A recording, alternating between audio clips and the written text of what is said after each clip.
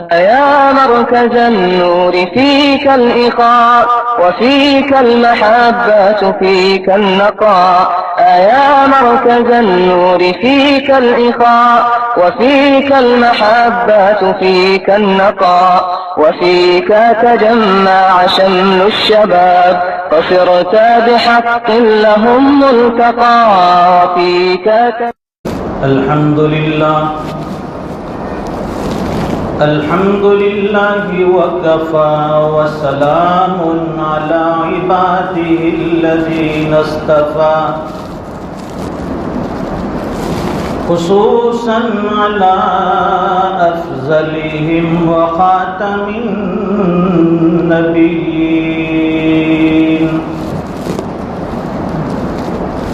محمد الأمين وعلى آله وصحبه أجمعين أما بعد فأعوذ بالله من الشيطان الرجيم بسم الله الرحمن الرحيم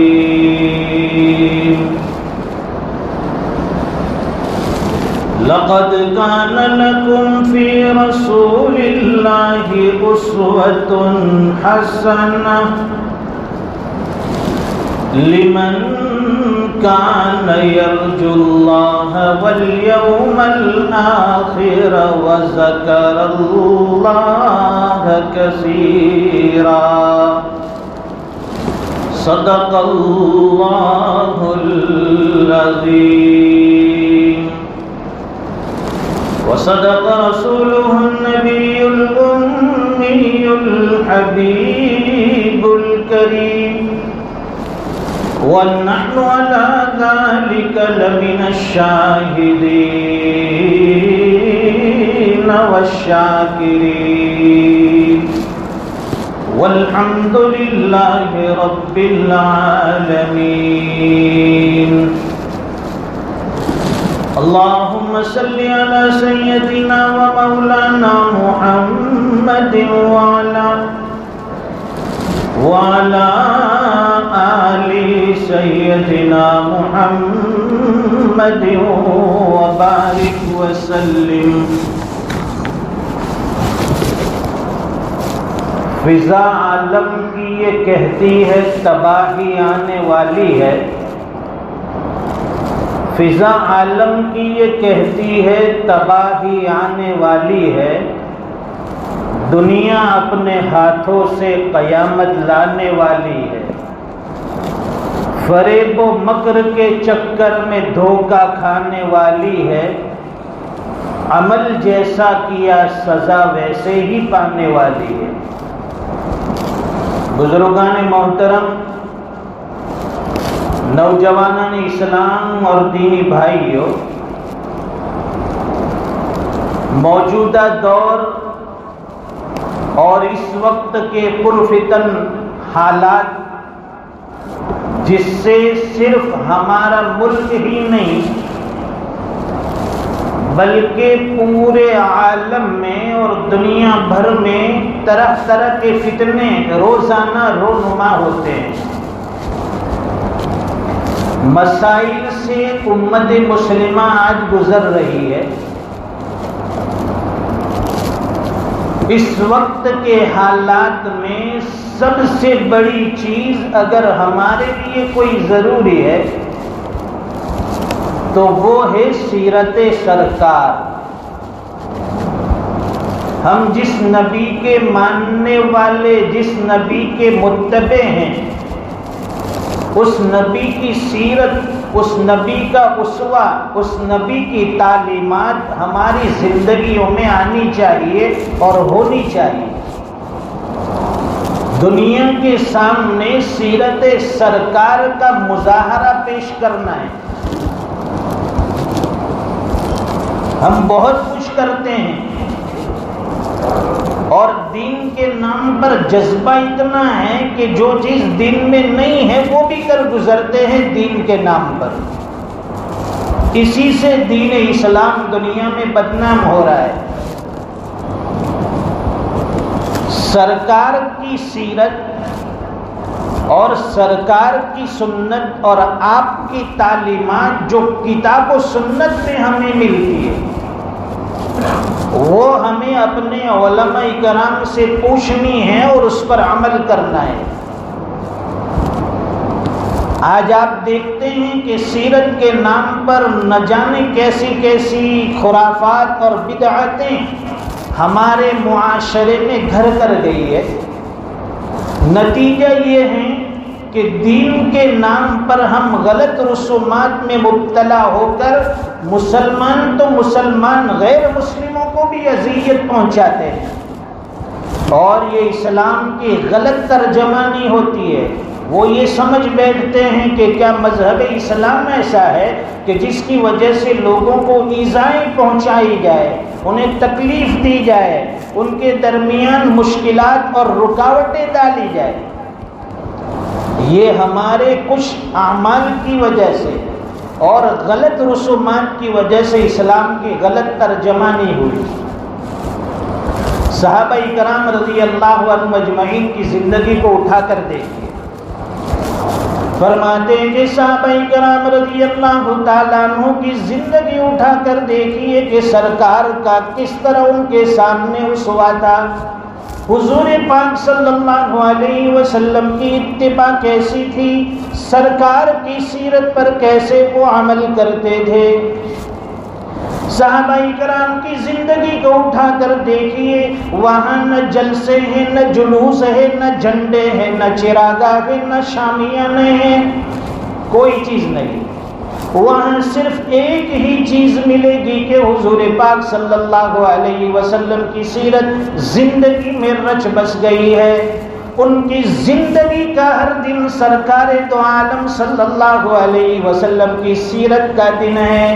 ہر لمحہ حضور پاک صلی اللہ علیہ وسلم کی سیرت کا لمحہ ہے. حضور پاک صلی اللہ علیہ وسلم کی تعلیمات کے اتنے مداح تھے، اتنے خیر خواہ، اتنے چاہنے والے تھے، ہر چیز سرکار کے اشارے پر قربان کر دیتے تھے. قرآن کریم میں اللہ فرماتے ہیں لقد کان لکم فی رسول اللہ اسوۃ حسنہ. اب تعالیٰ شانو فرماتے ہیں حضور پاک صلی اللہ علیہ وسلم کو تمہارے لیے آئیڈیل بنا کر بھیجا، تمہارے لیے نمونہ بنا کر بھیجا، تمہارے لیے اسوہ بنا کر بھیجا. دنیا کے کسی آئیڈیل کی ہمیں ضرورت نہیں، دنیا کے کسی اسٹار کی ضرورت نہیں. ہمارے سامنے سیرت سرکار ہوگی، سرکار کی تعلیمات ہوگی، آپ کے بتلائے ہوئے طریقے ہوں گے. ایک ایمان والے کی زندگی اگر گزرتی ہے تو حضور پاک صلی اللہ علیہ وسلم کی سیرت کے مطابق گزرے گی. سارا جہاں ناراض ہو پروانہ چاہیے اور مد نظر تو مرضی جانا نہ چاہیے. بس اس نظر سے دیکھ کے تو کر یہ فیصلہ اور کیا کیا تو کرنا چاہیے، کیا کیا نہ چاہیے. اگر دنیا ہم سے ناراض ہو جائے، رشتہ دار ہم سے ناراض ہو جائے، پڑوسی ہم سے ناراض ہو جائے، ہمیں کوئی شکوہ نہیں، کوئی گلہ نہیں. ہمارا رب ہم سے ناراض نہ ہونے پائے. ہمارے محبوب صلی اللہ علیہ وسلم کو روز محشر قیامت کے دن کہیں شرمندگی نہ اٹھانی پڑے، دوسری امت کے لوگ کہیں یہ نہ کہہ دے کہ یہ آپ کی امت کے مت والے ہیں یا آپ کو چاہنے والے ہیں. آپ کے نام لینے والے ہیں، لیکن ان کے کردار دیکھیے، ان کے اخلاق دیکھیے، ان کی زندگی دیکھیے، ان کے معاملات دیکھیے۔ نام آپ کا لے رہے تھے لیکن کام دیکھیے تو غیروں کے طرز پر کر رہے تھے۔ فرماتے ہیں کہ اگر تم باپ ہو تو فاطمہ کے باپ حضور پاک صلی اللہ علیہ وسلم کو دیکھیے کہ اپنی اولاد کی تربیت کیسے فرمائی۔ اگر تم شوہر ہو تو صدیقہ کائنات سیدہ عائشہ صدیقہ رضی اللہ تعالیٰ عنہا، حضرت خدیجہ الکبریٰ رضی اللہ تعالیٰ عنہا کے شوہر کو دیکھیے، ان کی گھریلو زندگی کیسی تھی، بیویوں کے ساتھ کیسی زندگی گزارتے تھے۔ اگر تم مزدور ہو تو دیکھیے کہ مکہ کے اندر حضور پاک صلی اللہ علیہ وسلم نے مکہ کی پہاڑیوں میں بکریاں کس طرح سے چرائی۔ اگر تم تاجر ہو تو دیکھیے کہ سرکار دو عالم صلی اللہ علیہ وسلم نے شام کی تجارت میں کیا طریقہ اختیار فرمایا۔ اگر تم سیاستداں ہو، لیڈر ہو تو دیکھیے کہ میرے محبوب صلی اللہ علیہ وسلم نے کس طرح حکومت فرمائی، کس طرح سرداری فرمائی۔ ہم تو حضور کے چاہنے والے ہیں اور حضور کے امتی ہیں۔ یہ دنیا کا کوئی بھی ہمارا آئیڈیل نہیں بن سکتا۔ نام جس کا مسلمان ہو پھر بھی ہم اسے اپنا آئیڈیل نہیں مانیں گے۔ ہمارے آئیڈیل تو جناب محمد الرسول اللہ ہے۔ بس سرکار کی جو تعلیمات ہے وہ ہمیں دیکھنی ہے۔ کوئی کچھ بھی کر رہا ہو، کوئی کچھ بھی کہہ رہا ہو، لیکن ہمیں یہ دیکھنا ہے کہ ہمیں شریعت کیا کہتی ہے، ہمارے نبی کی تعلیمات میں یہ چیز ہمیں کیسے ملتی ہے۔ دنیا والوں کی زندگیاں دیکھ کر مرعوب نہ ہو جائے۔ فرماتے کہ حضور پاک صلی اللہ علیہ وسلم دنیا میں اس لیے تشریف لائے تاکہ امت کو ہدایت کی طرف لائے۔ آپ اس لیے نہیں تشریف لائے تھے کہ آپ کے نام پر یوم پیدائش منائی جائے، علمبرداری کی جائے، اس لیے تشریف نہیں لائے تھے کہ آپ اپنی تعریفات کروائیں۔ اگر یہی مقصد ہوتا تو مکہ کے سرداروں نے، کفار مکہ نے حضور پاک صلی اللہ علیہ وسلم کو پیشکش دی تھی، آپ کے سامنے آفر کیا تھا کہ اے محمد اگر تم سرداری چاہتے ہو تو آج سے ہم تمہیں اپنا سردار بنا لیتے ہیں۔ اگر تم امیر بننا چاہتے ہو، مال و دولت کے خواہاں ہو، تو ہم تمہاری خدمت میں اتنا مال جمع کر دیتے ہیں، مال کا ڈھیر لگا دیتے ہیں، تم سب سے امیر بن جاؤ گے، سب سے مالدار ہو جاؤ گے۔ اور اگر تمہیں حسن و جمال چاہیے، اگر تمہیں کوئی خوبصورت بیوی چاہیے، عورت چاہیے، تو عرب کی سب سے خوبصورت حسینہ تمہاری خدمت میں لا کر پیش کر دے۔ شرط یہ ہے کہ تم جو دعوت دے رہے ہو وہ بند کر دو، تم جو کام کر رہے ہو اسے رک جاؤ۔ حضور پاک صلی اللہ علیہ وسلم نے فرمایا کہ تم یہ مجھے آفر دے رہے ہو، بلکہ اس سے بھی بڑھ کر اگر تم میرے ایک ہاتھ میں آفتاب اور دوسرے ہاتھ میں ماہتاب رکھ دو، چاند سورج بھی لا کر ہتھیلی پر رکھ دو، تب بھی میں اس دعوت سے باز نہیں آؤں گا۔ جو کام لے کر مجھے اپنے پروردگار نے بھیجا ہے اسی کام کو کرتے کرتے یا تو اپنی جان دے دوں گا یا اس دعوت کے کام کو دنیا کے چپے میں پھیلا دوں گا۔ آج دنیا نادان ہے دوستو، لوگ کچھ بھی کہتے ہیں، ہم طیش میں آ جاتے ہیں، لیکن کمزوری ہماری بھی ہے کہ ہم نے حضور پاک صلی اللہ علیہ وسلم کی سیرت کو کتنا اپنایا ہے۔ ہماری شادیاں دیکھیے، کیا شادیوں میں ایک بھی سنت نظر آتی ہے حضور پاک صلی اللہ علیہ وسلم؟ شادیوں میں بے تحاشا خرچ ہو رہا ہے، نہ جانے کیسی کیسی رسمیں آج ہمارے معاشرے میں وجود میں آ گئی۔ کوئی بھی عمل ہمارا دیکھیے تو اس دین سے ہٹ کر اور غیروں سے مشابہ ہو رہا ہے۔ دنیا میں جو لوگ لب کشائی کر رہے ہیں حضور پاک صلی اللہ علیہ وسلم کی شان میں اور گستاخی کے کلمات کہہ رہے ہیں، وہ تو نادان ہیں۔ کہنے والے نے بڑی اچھی بات کہی، بے ادب احترام کیا جانے، بے ادب احترام کیا جانے اور کفر ایمان کیا جانے، جسے خود اپنی ہستی کا پتہ نہ ہو وہ جاہل میرے نبی کا مقام کیا جانے۔ حضور پاک صلی اللہ علیہ وسلم رحمت للعالمین ہیں، اگر آپ اپنا بدلہ اور انتقام لینے کے لیے آتے تو طائف والے کبھی نہ بچتے۔ جب مشرکین مکہ نے آپ پر ظلم و ستم کیا، طائف والوں نے آپ کی جوتیاں لہو سے تر کر دی۔ اللہ نے فرشتوں کو حکم دیا، پہاڑوں کے فرشتوں سے کہا کہ میرے محبوب سے جا کر کہیے اگر آپ حکم دے تو طائف والوں کو دو پہاڑیوں کے درمیان مسل دیا جائے۔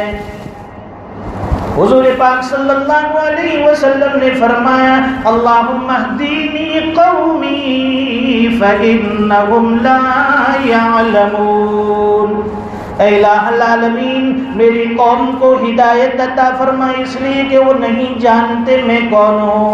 وما ارسلناک الا رحمتا للعالمین، میں انتقام لینے والا، بدلہ لینے والا دنیا میں بنا کر نہیں بھیجا گیا، مجھے تو رحمت للعالمین بنا کر بھیجا گیا ہے۔ میں تو انسانوں کا بھی نبی ہوں، جناتوں کا بھی نبی ہوں، کائنات کی ہر چیز پر اللہ تعالیٰ نے مجھے نبوت عطا فرمائی ہے، رحمت للعالمین ہے آپ کو۔ آپ کیسے کسی کے حق میں بد دعائیں کر سکتے ہیں؟ ہاں ضرورت اس بات کی ہے کہ ہمیں حضور پاک صلی اللہ علیہ وسلم کی سیرت کو زندہ کرنا ہے، آپ کی سنت کو زندہ کرنا ہے اور دینی تعلیمات کو اجاگر کرنا ہے۔ صحابہ کرام میں یہ زندگی میں یہ دین جو آیا ہے کیسے ادب سے آیا ہے۔ حضور پاک صلی اللہ علیہ وسلم کا کتنا ادب و احترام تھا صحابہ کرام میں۔ غزوہ احد کے موقع پر گھمسان کی لڑائی تھی، جنگ ہو رہی ہے، تیروں کی بوچھار ہے، بارش کی طرح تیر برس رہے اور حضور پاک صلی اللہ علیہ وسلم پر تیر برسائے جا رہے۔ ایک صحابی حضرت ابو دجانہ رضی اللہ تعالیٰ کو سامنے آ کر کھڑے ہو گئے تیر روکنے کے لیے، سرکار کو بچانے کے لیے ڈیفینس میں کھڑے ہوئے۔ اب یہاں میدان کارزار میں بھی حضور پاک صلی اللہ علیہ وسلم کا کتنا ادب اور آپ کی کتنی عزت کہ یہاں میدان میں بھی حضور کی بے ادبی کہیں ہم سے نہ ہو جائے۔ اگر وہ سینہ تیروں کی طرف کرتے ہیں تو اپنی پشت یہ حضور صلی اللہ علیہ وسلم کے چہرے انور کی طرف ہوتی ہے، یہ بھی صحابہ کرام کو گوارا نہیں۔ حضرت ابو دجانہ رضی اللہ تعالیٰ عنہ نے اپنی پشت کو تیروں کی طرف کیا اور اپنے چہرے کو حضور پاک صلی اللہ علیہ وسلم کے چہرے انور کی طرف کیا تاکہ میدان کارزار میں بھی حضور کی بے ادبی نہ ہو۔ آج اسی سنت کے ہم جنازے نکال رہے ہیں۔ بتائیے ہم نے کتنا دین پر عمل کر کے بتایا، ہم نے کتنی شریعت پر عمل کر لیا۔ دعوت و تبلیغ کی نسبت سے محنتیں ہو رہی ہے، علماء کرام خانقاہوں میں مدارس میں محنتیں کر رہے ہیں، اور جب حالات سر سے اوپر آ جاتے ہیں تو پھر ہمیں اللہ کا گھر نظر آتا ہے، یہ مسجد نظر آتی ہے۔ اس لیے فرماتے ہیں کہ اگر امت مسلمہ 5 وقت کی نمازوں کی پابند بن جائے، کائنات میں کسی کی مجال نہیں کہ ان کو صفحہ ہستی سے مٹا سکے۔ کہنے والے نے اچھی بات کہی کہ کیوں ہمیں مٹانے پر طلوع ہے زمانہ، کیوں ہمیں مٹانے پر طلوع ہے زمانہ، ارے ہمارے مٹنے پر تو قیامت رکی ہوئی ہے۔ اگر یہ مسلمان مٹ گیا تو پھر قیامت لازمی ہے، آنی ضروری ہے۔ جب کائنات میں ایک بھی اللہ اللہ کہنے والا نہیں بچے گا، اللہ تعالیٰ اس دنیا کے شامیانے کو لپیٹ کر رکھ دیں گے، کوئی ضرورت نہیں۔ جب تک اللہ اللہ کہنے والا ہوگا اللہ تعالیٰ اس کائنات کے نظام کو چلائے گے۔ یہ مسجدوں کو آباد کرنے کی ہماری ذمہ داری ہے۔ یہاں دینی حلقے لگیں گے، دینی مجلسیں ہوگی، تعلیم ہوگی، تربیت ہوگی، نمازی آئیں گے جڑیں گے، تب دین زندہ ہوگا، اور اسی دین کی برکت سے ماحول ایسا نورانی بنتا چلا جائے گا، لوگوں میں ہدایت عام ہو جائے گی۔ ہماری یہ مسجد جو ہے الحمدللہ بڑے اچھے مقام پر ہے، بڑے اچھی جگہ پر ہے، اطراف میں مسلمانوں کی آبادی ہے، اسے آباد کرنا بھی ہماری ذمہ داری ہے، اور مسجد کی جو ضرورتیں ہیں اس کا خیال رکھنا یہ بھی ہماری ضرورت ہے، اور یہ ہماری ایک ذمہ داری ہے۔ ہر آدمی یہ سمجھے کہ اللہ کا گھر ہے، اس اللہ کے گھر کے چلانے میں، اس کے نبھانے میں، اس کے آباد کرنے میں میری کیا محنت لگ جائے، میں کیا قربانی پیش کر سکوں، یہ بات ہمارے ذہن میں ہونی چاہیے۔ جب ہر آدمی یہ سوچ لے کر کھڑا ہوگا انشاءاللہ ہماری مسجد کا، ہمارے مدرسے کا نظام آسان ہو جائے گا۔ ہر آدمی کچھ نہ کچھ ہمت کر کے مسجد کے لیے تعاون بھی پیش کرے، یا تعاون کرنے والوں کو مسجد تک لائے، تاکہ ہمارا یہ نظام خوبصورتی کے ساتھ چلتا رہے، کوئی رکاوٹ نہ آئے۔ یہاں ماشاءاللہ یہ پنکھے چل رہے ہیں، وقت پر پانی مل رہا ہے، ٹھنڈے پانی کا انتظام ہے، گرمی سردی سے بچنے کا انتظام ہے، یہ ساری چیزوں کے لیے پیسے خرچ کرنے پڑتے ہیں، اس میں ہمارا بھی کچھ نہ کچھ حصہ لگنا چاہیے۔ اللہ تعالی ہمیں اس مسجد کے نظام چلانے میں، اس کے نبھاؤ خرچ میں ہر مصلی کو تعاون کی توفیق عطا فرمائیں، اور اللہ تعالیٰ پورے عالم کے مسلمانوں کی جان مال عزت آبرو کی حفاظت فرمائیں، ہمارے اس بھارت دیش کی اور یہاں کے رہنے بسنے والے ہر انسان کی اللہ تعالیٰ خوب حفاظت فرمائیں، آپس میں سب کو متحد فرمائیں، آپس میں ایکتا نصیب فرمائیں، اور ہر قسم کے خلفشار انتشار سے اللہ تعالیٰ امت مسلمہ کی حفاظت فرمائیں۔ وآخر دعوانا الحمد للہ رب العالمین۔